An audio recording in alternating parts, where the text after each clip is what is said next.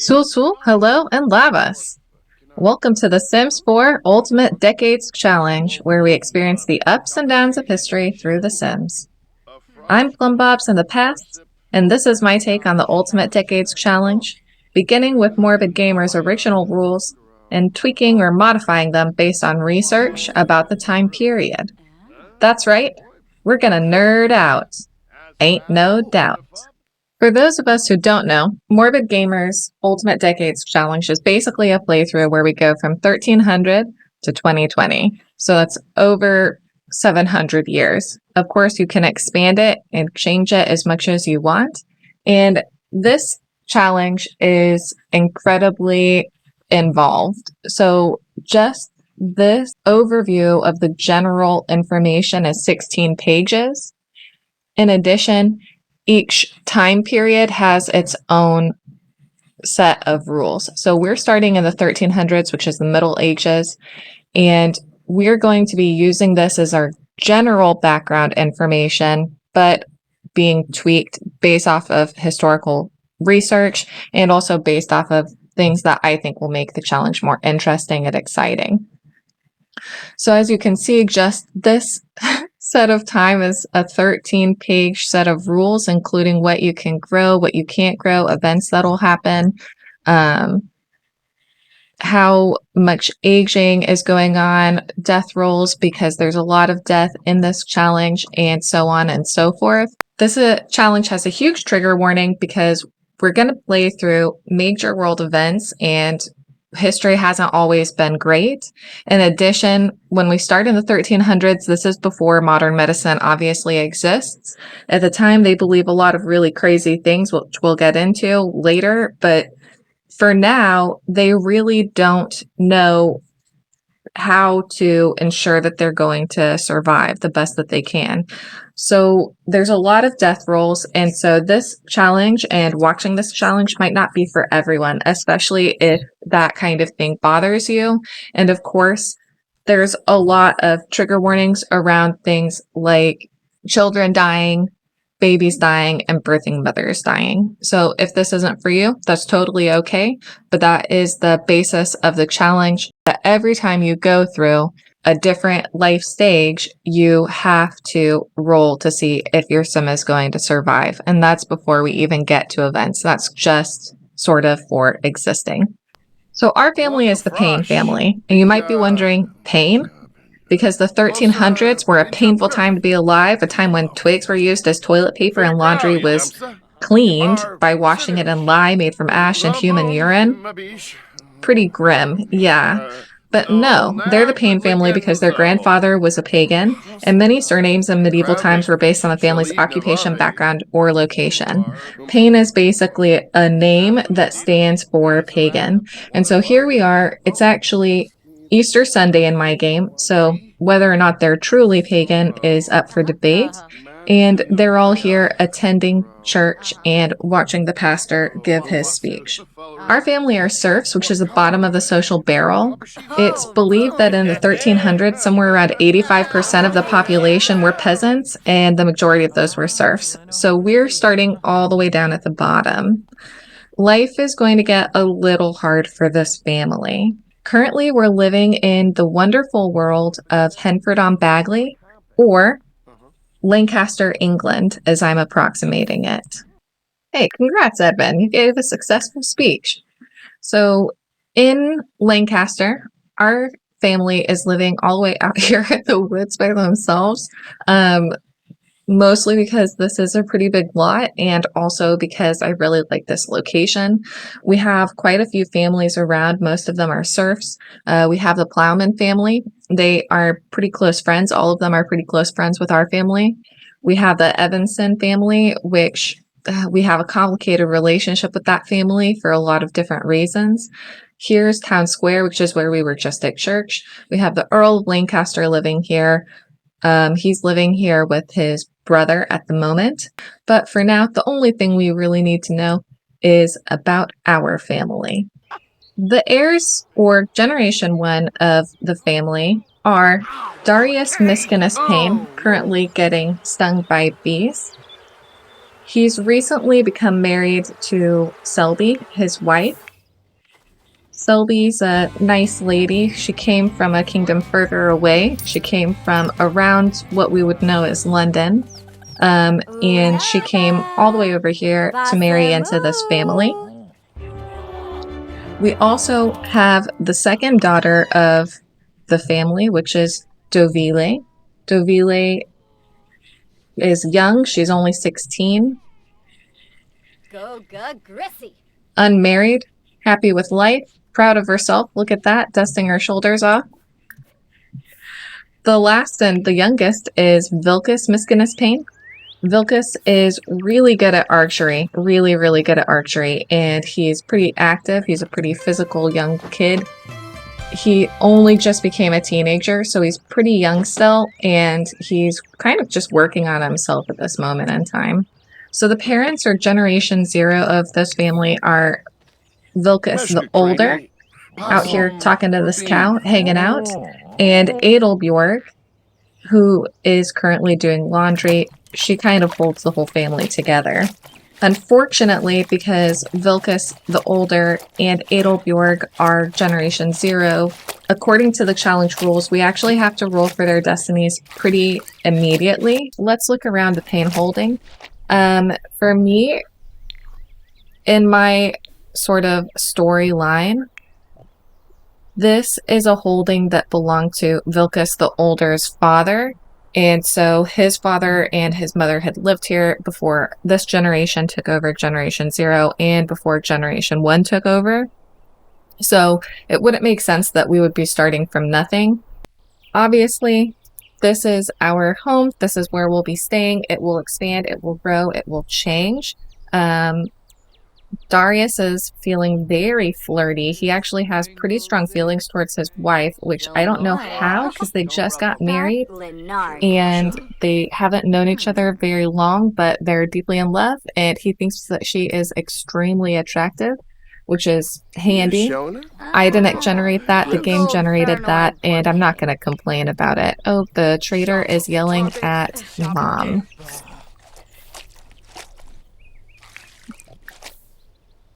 Mom, why don't you try to pickpocket? We'll see what happens. I've never seen this happen before, so... Ooh, nice job. We're pretty poor, so every little helps, and I'm not going to complain about that.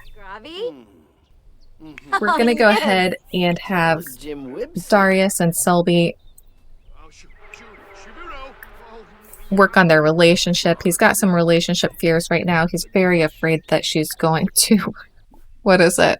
That he's going to be cheated on. I don't know why. There's no reason for him to feel this way, but he currently does.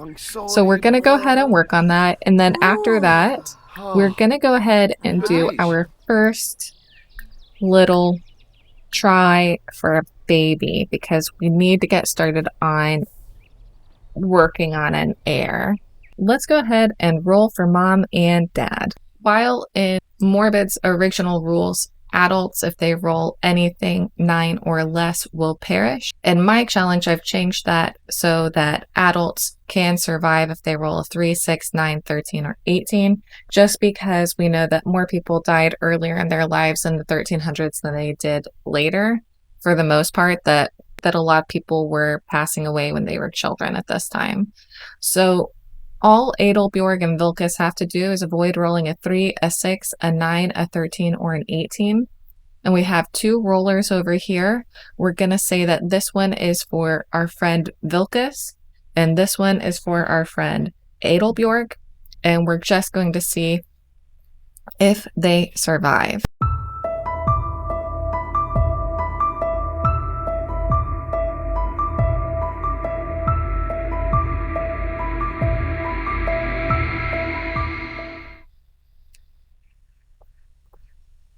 Oh no!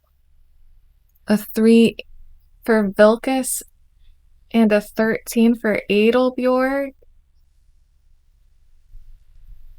Yikes. Okay. I wasn't really expecting for both of them to pass away.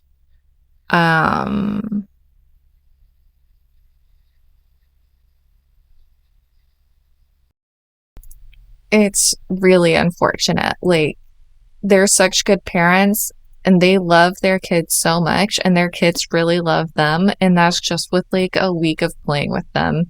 I've become so attached to them, which is one of the things about this challenge that's really hard, is that we have to say goodbye to a lot of Sims that we're going to end up falling in love with. But that's just the way that the dice roll goes. And so today is the day that we're going to have to lose both of them. I just can't believe it.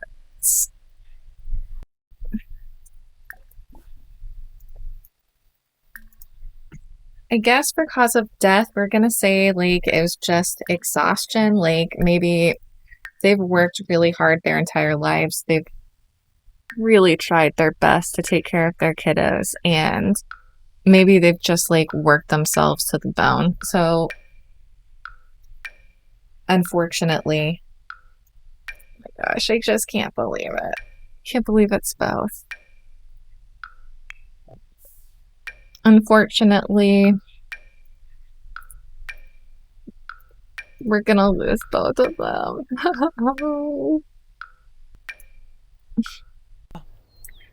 And sadly, I guess they're going to both die at the same time. I thought for sure we would have at least one of them, if not both of them, survive. Because out of the two of them, I thought that the odds were pretty good for them to be able to survive. And it turns out that that's just not true for these guys, but that's just the way that the rolls go, I guess.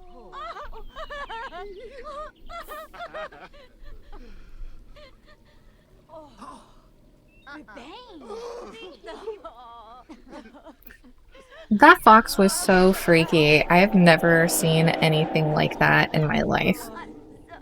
And I've been playing this game for a long time. Next, I think it's gonna be Dad.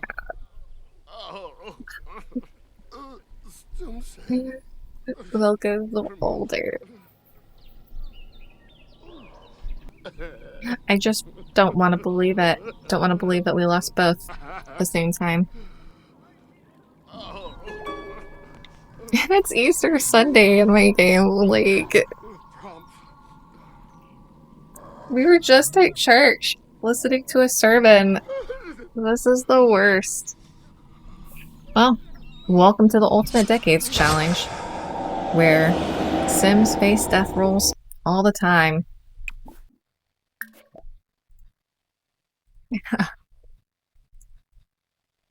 I do wish you were here, Earl. I love you.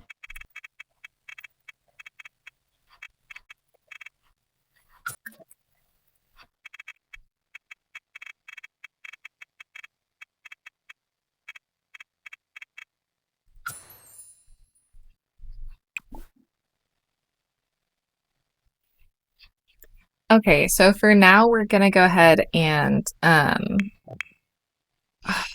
shoot.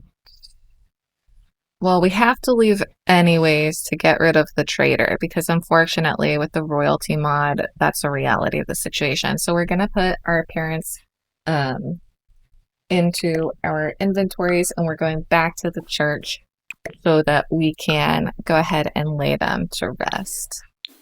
On Easter Sunday, man! Gosh. So, here's the thing. At the time that we're starting the challenge, like I mentioned before, most people are peasants, and most of these are serfs, which are also called the lanes. And essentially, there's a really complicated background with serfs, which is that they aren't freed people, but a lot of the time historians don't call them slaves, because serfs were considered kind of part of the land. So that means that if the land that they lived on was bought or sold, their ownership, as it were, was transferred as part of the land, but they couldn't be bought and sold as individuals, which is a really interesting concept. There's actually a quote that I found from Alice Rio's 2017 publication called Slavery After Rome, 500 to 1100. And she says that while both slavery and freedom are designed to place a certain category of people at a fundamental disadvantage in terms of rights, slavery primarily concentrates on denying rights altogether, whereas serfdom is instead fundamentally geared towards charging for access instead. So what this means is that as a serf, you are not really a freed person and you pay taxes for everything. There are a few things that serfs don't pay taxes for, like, for example, you don't pay rent. So that's pretty handy, but that's because the land that you're working isn't your own land. You do, however, have to pay taxes for pretty much everything else.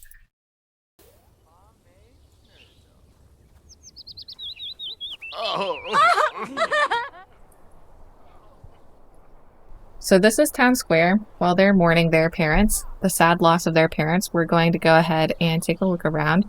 This is the church. It took me about 3 hours. I meant to record it to do a speed build, and I got so frustrated halfway through that I ended up not finishing it. Sorry, Oakley, not right now.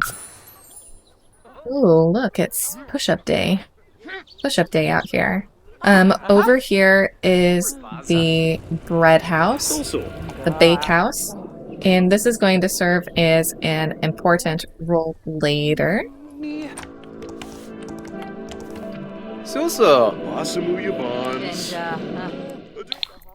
Over here we kind of have like a wood working area, kind of a skill area that just, there's some random stuff around. Oh, the pastor's over here.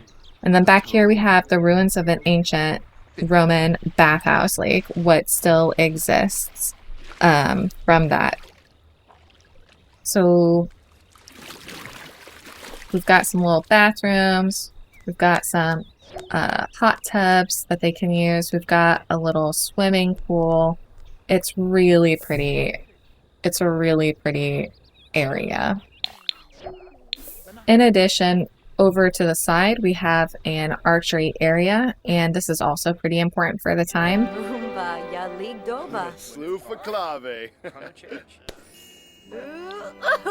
So, going back to sort of the history of the time, 1100 to 1300 was a boom period in Europe, which led to population rising, new crops becoming part of the everyday food source, and that contributed to why people became serfs or unfreed people. Because there was such population growth, people didn't have as much access to land, and land was getting much more expensive. So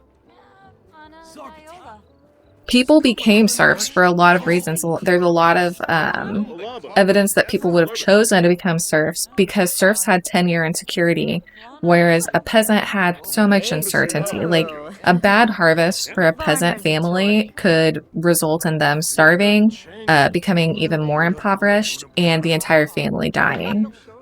Additionally, because serfs tended to stay with the land, or they were assigned land, not only did they get more and better land if you were a serf, but that meant that you were able to sort of like stick with an area and stick with the people that you knew.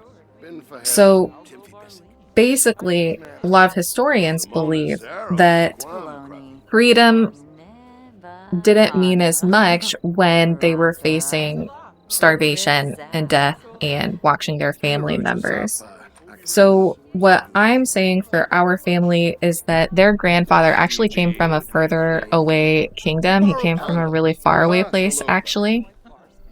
And when he came here, it was because there was a lot of conflict going on in his previous home area. Like, he had come from a place that was pretty war ravaged, and he wanted to make sure that his family were able to have a better life. And when he came here, he had a lot of dreams. Like, he was a dreamer, their grandfather. But unfortunately, his dreams didn't work out. Things didn't go the way that they were supposed to go. And when he was sitting there, you know, looking at his children, looking at his wife who were beginning to starve, he decided that it was better for them to become serfs, which has led to the family being in the position that it's in now. So that's kind of the backstory for the family. And when we say that serfs have to pay a ton of taxes for things, like, it is for everything. We'll get into more of that later, but we have to pay money for our family members to get buried. And in addition, when the Earl finds out that we have lost our parents, there's going to be another consequence, which we'll get to whenever we see the Earl next. So for now, we're going to go home. It's like awfully late, actually. It's 10:15. We haven't done anything today except for... So once the Earl of Lancaster finds out that we have lost both of our parents, this is going to lead to a kind of tax that was common at the time that's going to cause us a ton of problems. So I'm not sure when we'll bump into the Earl, but if he doesn't come see us in the next day or two, then we're going to have to go find him to face the consequences of this terrible loss, which is really sad because we've already lost our family, and now we also are going to essentially, you know, be punished again. So it's really not cool, honestly, is my take on it. But of course, that is just how the time goes. Now, they've had a really awful day. Gonna have Buddy. Gonna have him try to console his sister about the death of their parents. Gonna have him be thankful that we're still together, that as a family we're still together. And these two are just gonna go to bed. Like, it's been a rough day. He's gonna go ahead and move in here with his siblings just because it's appropriate that he will spend more time with them right now.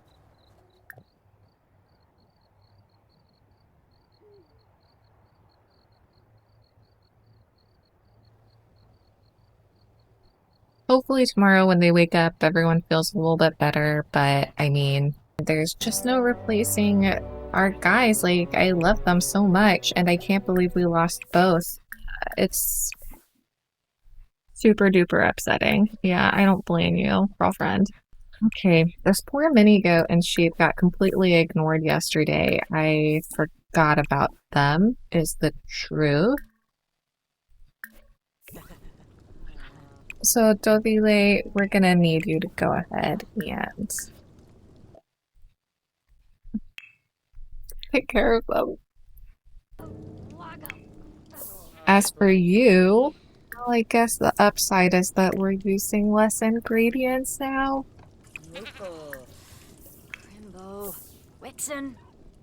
Not this time. People did wash their hands quite a lot, so we're gonna go ahead and keep that as being true. You know, Darius does use gardening as a way to sort of like calm his anxiety and calm his nerves. And so I can see him, you know, using this as an opportunity to sort of meditate on the meaning of life. And he's entering in a really important stage of his life, a really important chapter. And so he might just be thinking about all of the things that he wants to accomplish, the kind of dad that he wants to be, and trying to figure out how he can make that happen. So we're kind of just, you know, everyone doing their own thing.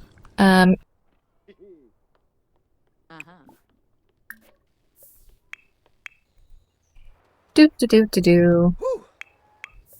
Let's not look at these guys too carefully once we make sure that they're actually doing what they're supposed to be doing. Ah, excellent. Good work, you two. Who's that? Oh, Lana Yeoman. Must be nice to be a noble lady.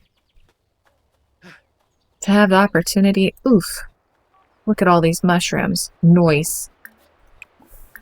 So in the Ultimate Decades Challenge, you can only harvest once per season, and my seasons are set to 2 weeks long, but there's no rule that you can't scavenge from the environment around you. So since we're out here anyways, we're gonna go ahead and grab some mushrooms. I think we have all of the mushrooms already, but I could be wrong.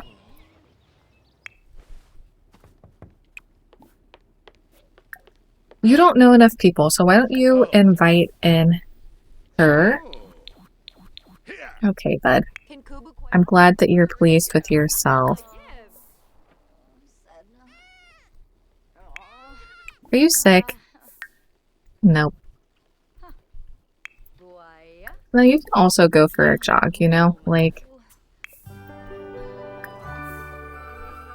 when you talk to Dagmar, Dagmar is another serf in the community. She is married to Sawyer, who really didn't want to get married, but he was told that he had to, essentially. And so that's how things are going right now. Dagmar's new-ish. She also came from further away, out towards, like, where Selby came from. And so I think that they might be quite good friends, but I don't know why Dagmar is so tense right now. What can you do?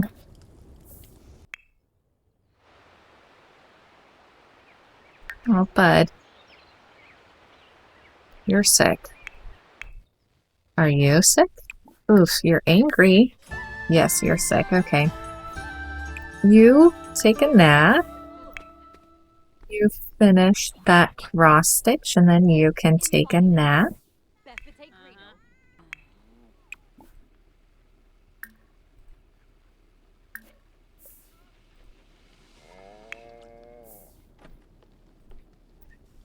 I don't think she's pregnant. They are having a bit of trouble conceiving. You're not successful. Oh. Is she sitting? I have never seen this before as a way of knitting in The Sims. But, you know, they're always surprising, aren't they? The Sims? Always surprising indeed. Okay.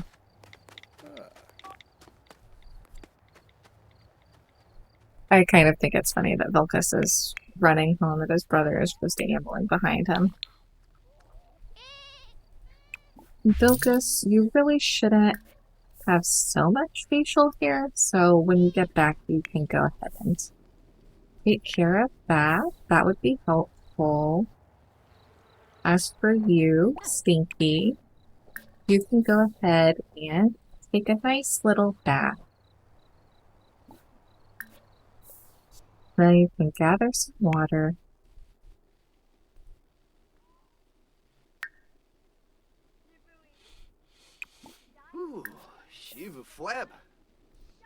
As for you, I don't know. I don't know what to do with you guys.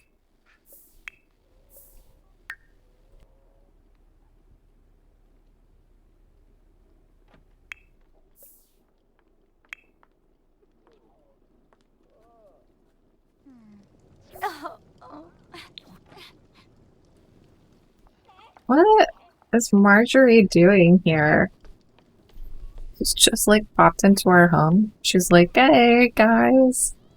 Marjorie is another serf. I mean, everyone's a serf, really. Marjorie is another serf in the community. Joining cooking. Vilcus, you're so sweet. He might be a hothead, but he's a really sweet brother, and he really loves his sister. They're very, very close. Much closer than him and his older brother, that's for sure.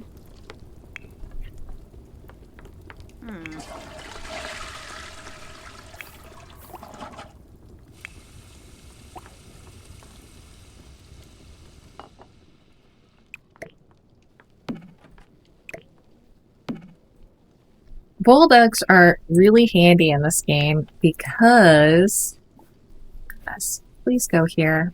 Chum, old chum.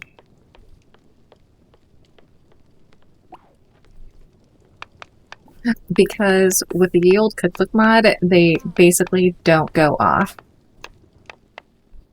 And I know that they've already tried today, and a lot of people who play Ultimate Decades Challenge only try once a day, I think, to conceive, but we really need an heir going. It's already almost the third day of 1300, and so we don't really, I think, want to keep waiting. No? Also, she just got soups 30.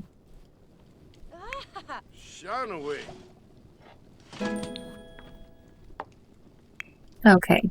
Dovile, you can definitely eat this now. Dovile Marite, go ahead and eat that. Let's make sure that you two actually get started with this. I can't believe you're set now when you spent all day yesterday just being the flirtiest little guy in the world. Why don't you like make a joke with your brother? Oh, Jorg. Eric, that's a new. For anybody who just saw that Ask If Single thing, that's because in my game, Ask If Single is a friendly interaction, not a romantic one, because I kind of think that's silly. MCCC, MC Command Center, is the one that lets you change that. So if you also think to yourself, I would like to be able to ask if single to just my friends to see if they're single, well, you definitely can.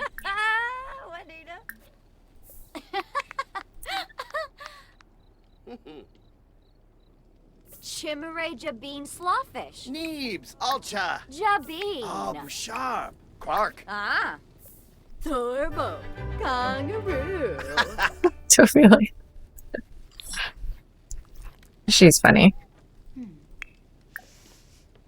He's also pretty funny. Boast about messing around. With who? Oh, Jonga. Yibs? Oh, Plus yes. Quecksilver Shoop, Gurgadonium Blippa. Arfanai. No. What a cutie, though. Ooh. Blush Ooh, rough. I think he is so adorable and funny and... Ah, Sunanibna. The son of Diola? Oh, Shubirao. Hopefully we can fix this fear. If not, we're... There we go. Oof.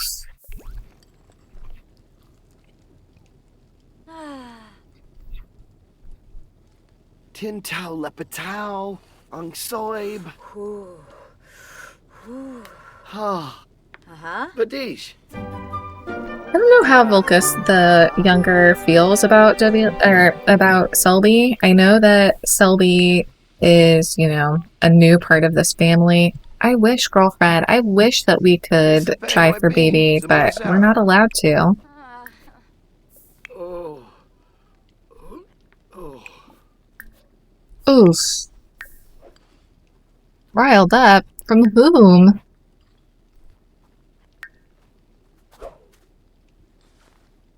Oh, gosh. Yibs.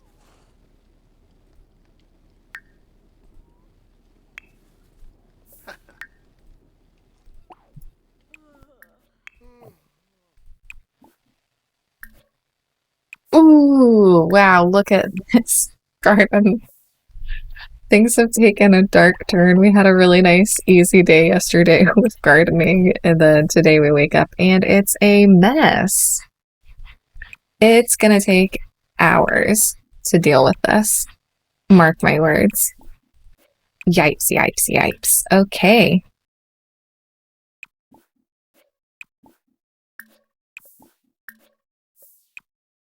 Yeah, I bet it's full. Okay, you are awakening, depressed, and angry, and saddened. Who is this? Aiken? Aiken Brewer? Blame you. Dovili has an interesting relationship with the Brewer family because she is quite close with a lot of them, not with Briar, because nobody is friends with Briar. That's not true. Some people are friends with Briar, of course, because people have all different kinds of friends, you know? Like, again? Really? Like, again? You've grown your facial hair? I don't know where this kid gets it from.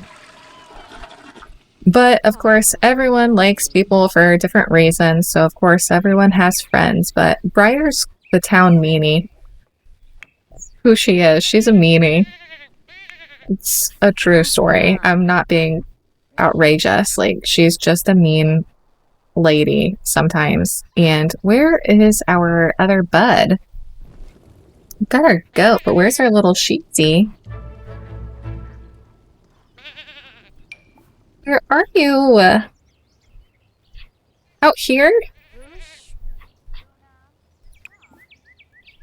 Oh, goodness. So, anyways, Aiken Brewer is a part of the Brewer family. That's this guy, her wants and fears. And so, Aiken is the patriarch of the Brewer family, who are freed people who own, ooh, nice, who own the local tavern. And,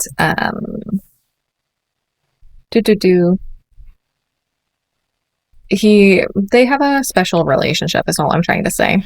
That was a lot of words to go around to get to the point that they have a special relationship. Not enough milk. Excellent. I love that for us. We didn't waste any, I hope. Gosh, Sylvie is just all about her hubby. She is obsessed with him. Which, like, good for her that she feels that way about him. That's really nice. That's not common at this point in time, historically. So, you know, that's nice. Congrats.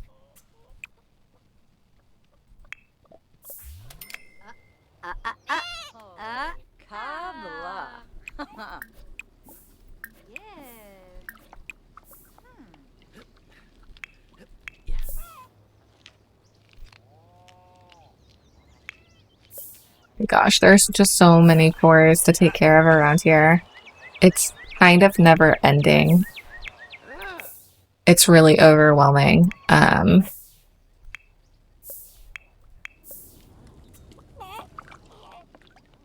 don't know. I don't know.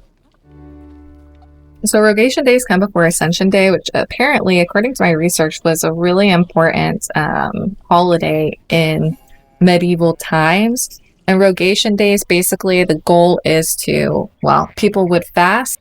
Obviously, in the real world, most things are grown during spring and summer. They're not grown during the winter. And so this was the time of year when people didn't have as much left over. They were struggling, and a lot of holidays at this time are related to fasting.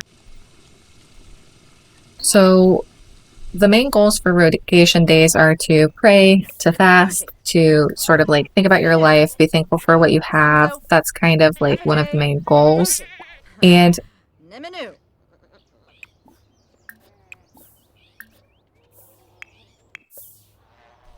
we've also got a lot of plants ready to evolve. Yay! Our hazelnut even. Oof. I mean, the upside is that he's not going to notice that we're fasting today because he's so busy over there. Yeah. He's not even going to notice that we are fasting today. He's too busy with everything he's doing.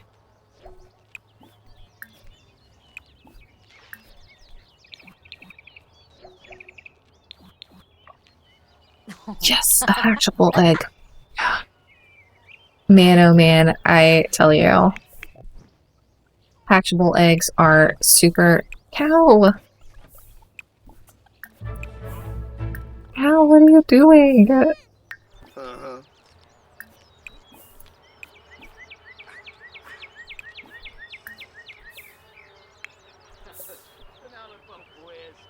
Hmm. You know, the work is just never done here. It's never, ever, ever done. Never finished. You're having a miserable day.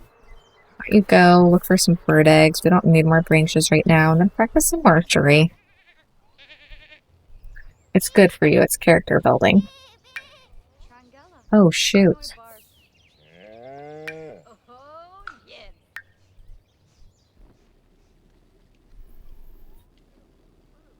Yes! Noise. We're gonna go ahead and have a nice serving of... Yeah, let's have some seed porridge. Like, let's live that seed porridge life.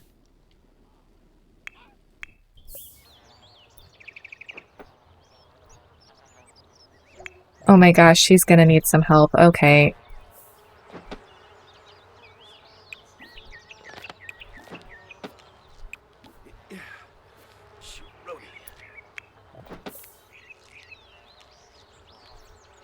I'm sick.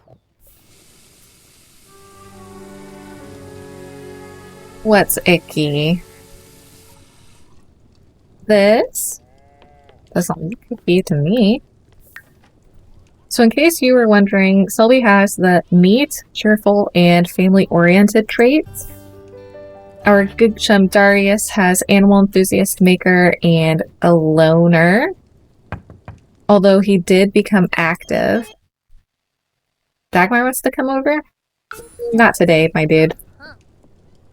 Dovile is outgoing and a dog lover, and her brother, Vilcus the Younger, hot-headed but loyal. So, you know, he's a complex character.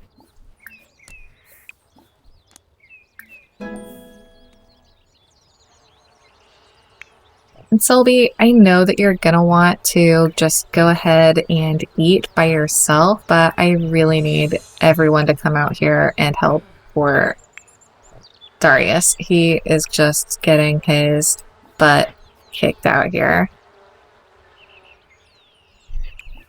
There's not enough of him to go across. Oh, you're too uncomfortable. Right. Well, then go ahead and make yourself useful. Add some more lavender.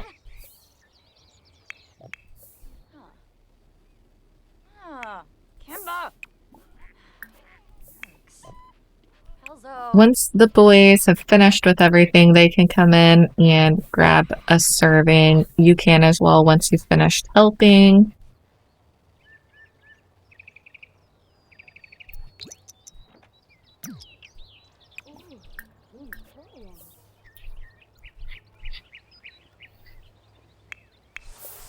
Oh, he feels what? Utterly enamored.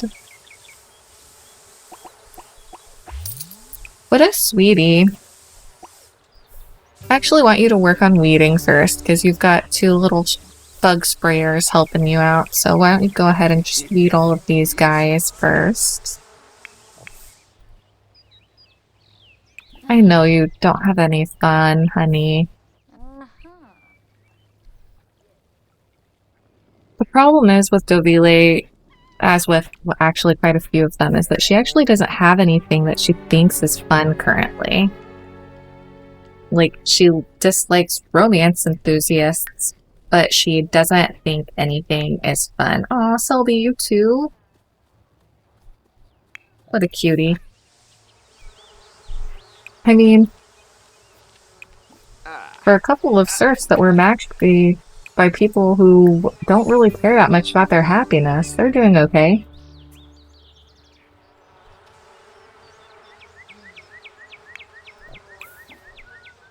You're even doing pretty okay.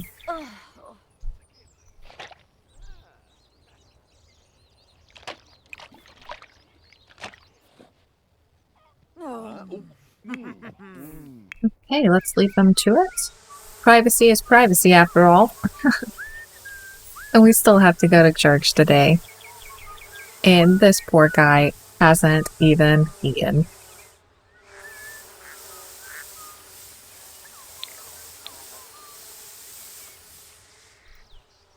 Meanwhile, Vilkas is like, I haven't eaten today and it is 6:02 p.m. Like, I don't know what's going on. Actually, go ahead and take a pregnancy test.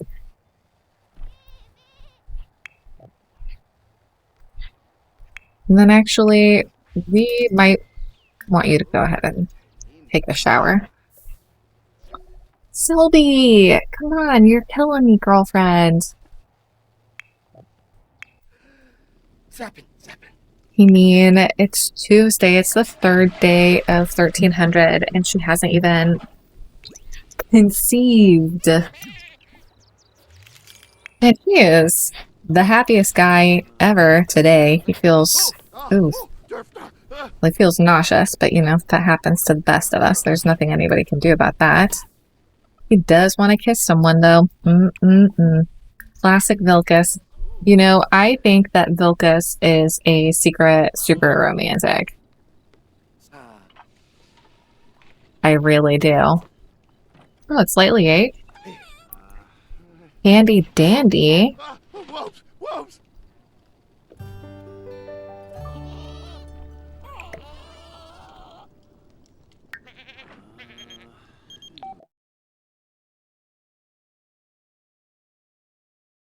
Oh my gosh, I can't believe this has popped up. Harlan is Doville's crush. He is a brewer, which means he is a free person. His family owns the tavern. And she has the cutest feelings towards him. In the game, when I opened it up, it said that he made her heart stop and they got frustrated about not going to the quote-unquote prom, which obviously doesn't exist. But he is so handsome and so cute, and I absolutely adore him. But I think that there is not a happy ending for them in the future, unfortunately, because she, like, is not a freed person. She's a serf, and she would have to pay a lot of money to be able to marry him. And as you can see right now, we like have 0 money. I mean, we obviously have some money, but we don't have that much money. So I don't feel like we have the most chance of being successful with that. Old Romancy Pants is asking his wife to see if she wants to try again one more time. Man, suggestive conversation.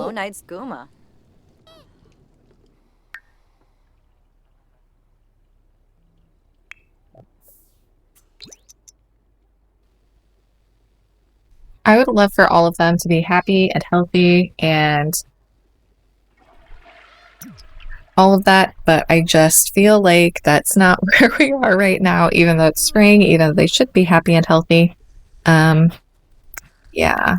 So tomorrow is the last day of 1300, which means that tomorrow, tomorrow we're going to have to go hunt down the Earl. By hunt down, I mean we're going to have to go find him and discuss with him the fact that our parents have passed away.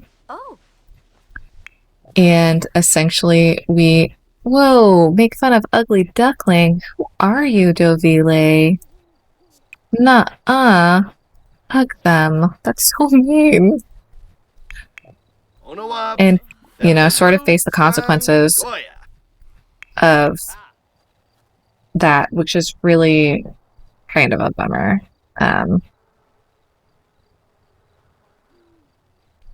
Yeah, but there is nothing that we can really do about it, so.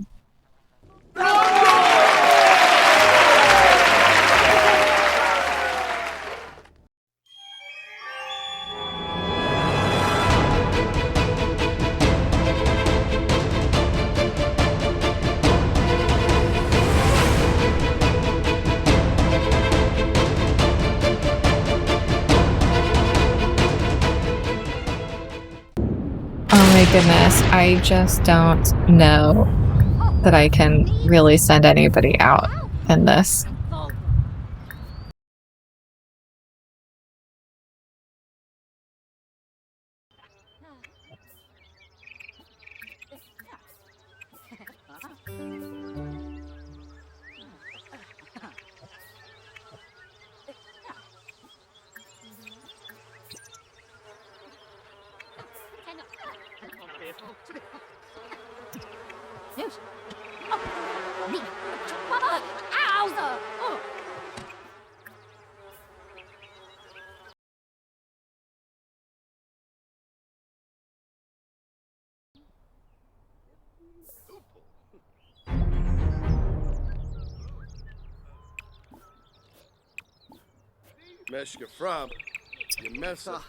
Bees.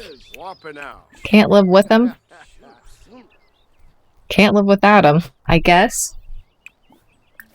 And while we're waiting for your sister to cook us up some food, oh my gosh.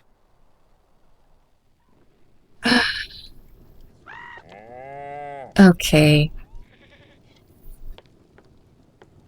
So I've played the first 100 years of the Ultimate Decades Challenge in my own game before. And in that, I actually had an heir die because they got bitten by spiders and they got these poison spots all over them. And in fact, it was such a catastrophic heir shift that an entirely different branch of the family ended up taking over after that because there was nobody else left.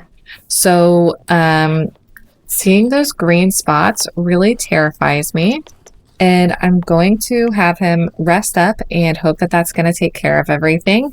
And if not, we're going to find out pretty quickly. But hopefully this little bean that they have growing inside of Selby's tum-tum is a boy then. Because if not, we are going to have a very dramatic change very early on. And I'm not ready for that emotionally, especially not when we just lost our parents. Like, I'm just not okay with that. I'm scared. I'm very scared.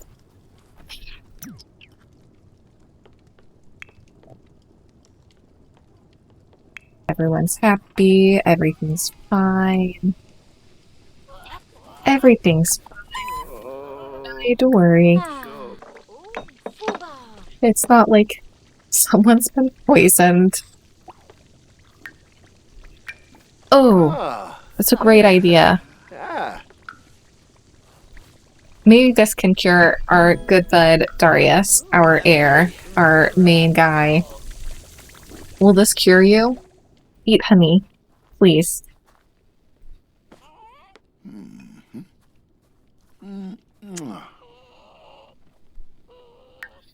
Because Darius, you're freaking me out. You are freaking me out.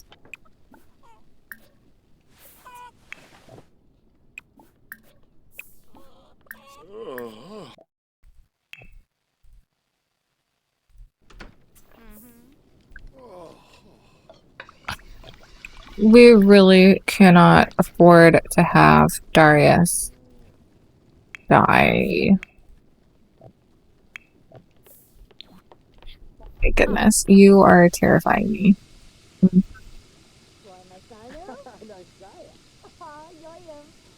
I want you to get water.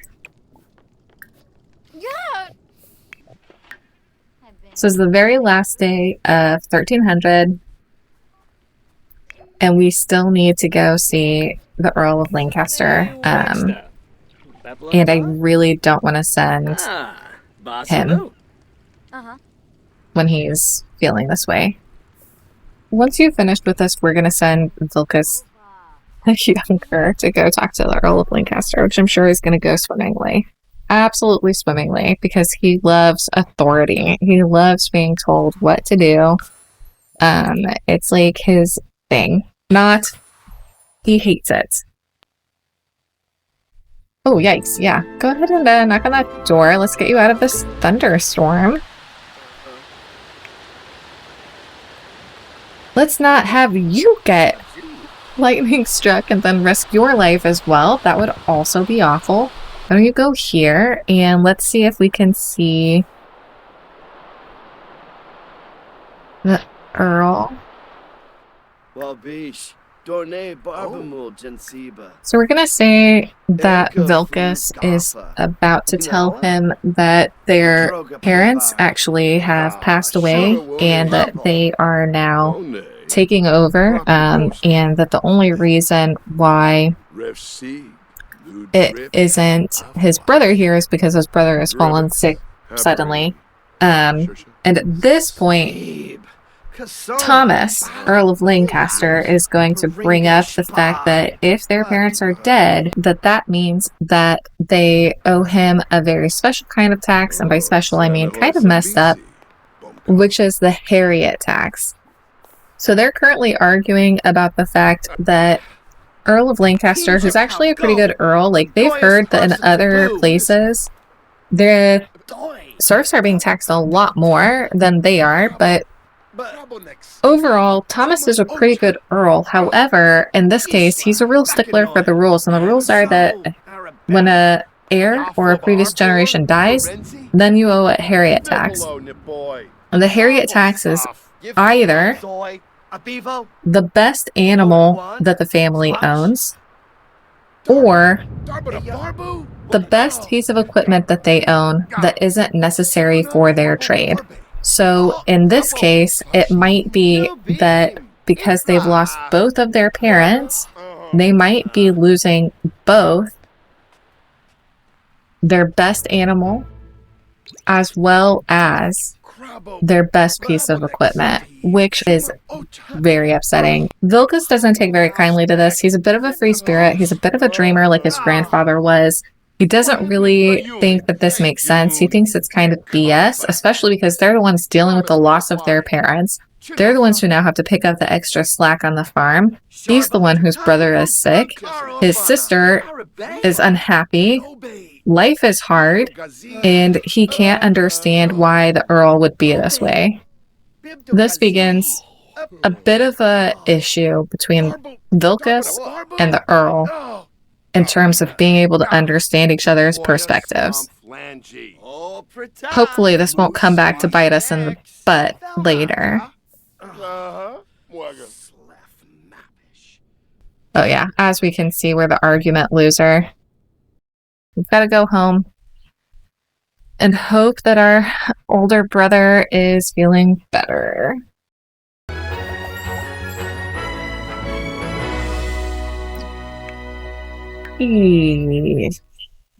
Still not feeling too hot. It's the last day of 1300. It's pretty late. We have a bun in the oven that we hope is going to make it. And we have an heir who is sick, and we hope he's going to make it. And that's kind of where we are. Around here, I think, is where we're going to leave it with Darius really unwell, hopefully doing all the home remedies that he needs to do to survive. Hopefully he will be all healed up, although who can say what's going to happen? Thank you so much for watching this Ultimate Decades episode. If you like it, feel free to like, comment, and subscribe. Share with your friends. And I look forward to seeing you all next week. Bye-bye!